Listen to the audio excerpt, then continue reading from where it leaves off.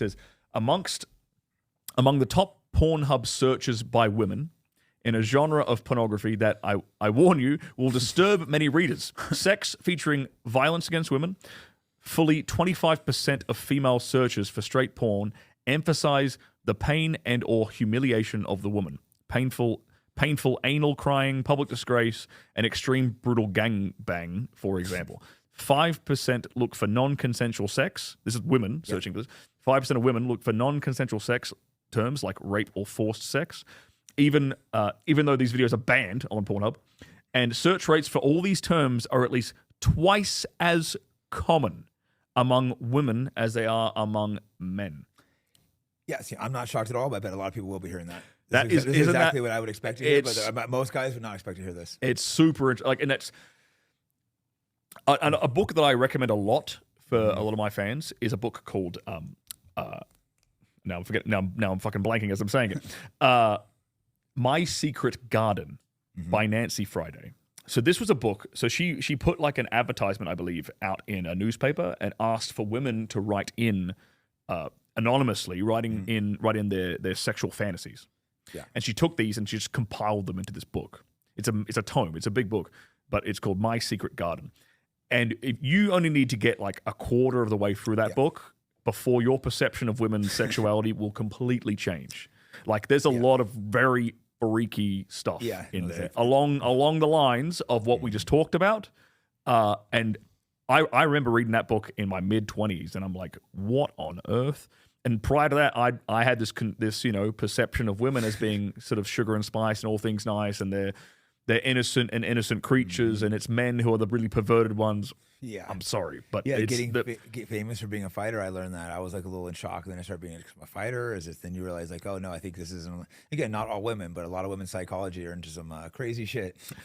Yeah, it's like sexual acts. Like obviously in a consensual context. No, it's got to be that people are very careful. Yeah, it's got to be very consensual. You better realize what the fuck you're doing. Yeah, and it's like, but sexual acts in a consensual context, like things, like spanking, like pulling hair, like erotically choking a woman, done correctly, a high percentage done correctly. Yeah, exactly. Just saying people are very, very. I mean, I'm a choke expert, so yeah, you do jiu-jitsu, like you know what you're doing. No, I know exactly what I'm doing, but but like the number of women who respond very positively to these kinds of sex acts, with the big caveat of being done by a guy who they are sexually attracted to and who knows what he's doing.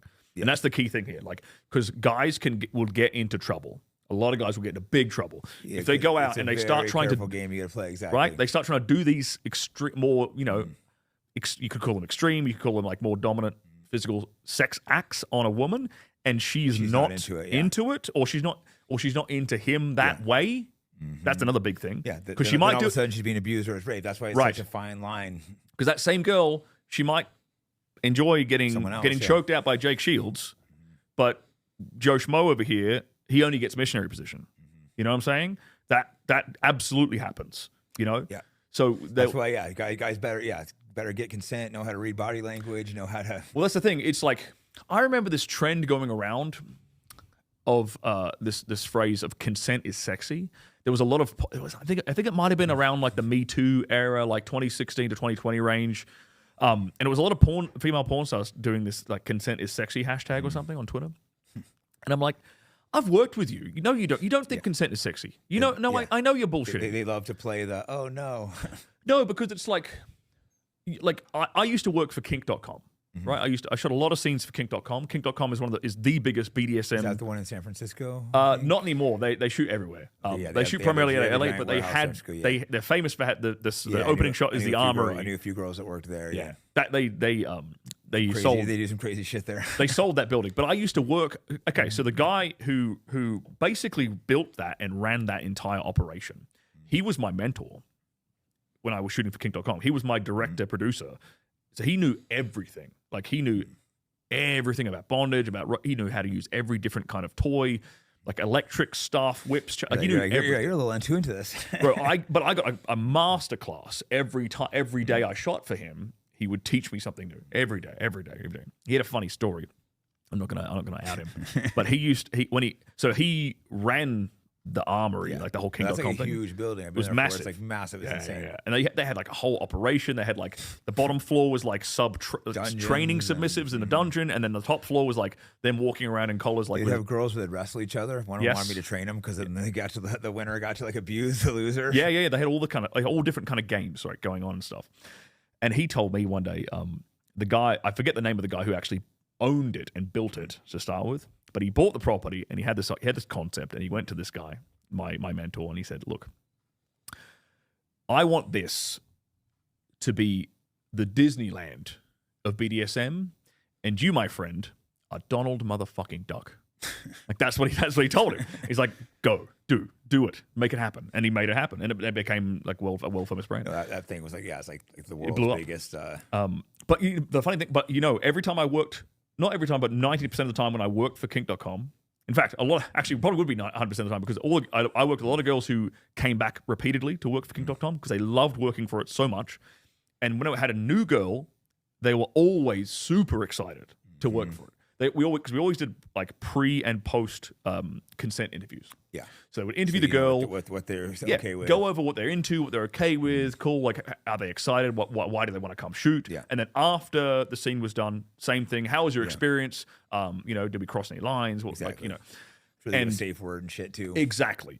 And actually, funny thing was that a lot of porn companies started copying that whole before and after consent model, the video interview, because a whole bunch of directors and male porn stars, not a whole bunch, but a few really popular ones got accused of sexual assault on set during a porn scene. Correct. Yes.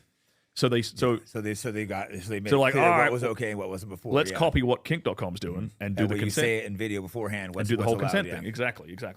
But the number of girls who are super excited to be working for Kink.com who had fantasies of being tied up, being spanked, choked, whipped, ball gagged, like all manner of things, like literally using electric shocks and shit. The amount of girls who used it as an opportunity to explore something new and kinky, because they trusted it. Because they trusted like the performer who was vetted, i.e. me, by the guy who's running the show, who was a super experienced BDSM dom. They trusted it, and that's kind of what I wanted to get. The meta point I was trying to make was like, be very careful and trust that you're doing the shit. You need to know what you're fucking doing. You don't want to do this shit without any knowledge or understanding. I've got videos on YouTube, so go check them out. I baby step guys through a lot of this stuff, and it's like that. You need that because especially in this day and age, like if she's your girlfriend, your wife, and you guys are playing around, you want to try some new stuff. You've got a bit more leeway. But if it's a brand new girl and you're going to try something extreme, shit, you better be very, very careful what's consented. You are fucking done. Hey guys, Jake Shields here. As you know, I have a free speech podcast. To keep that going, it's important to have sponsors and support them. If you want to support them and me, go to antelopehillpublishing.com and be sure to use the promo code FIGHTBACK.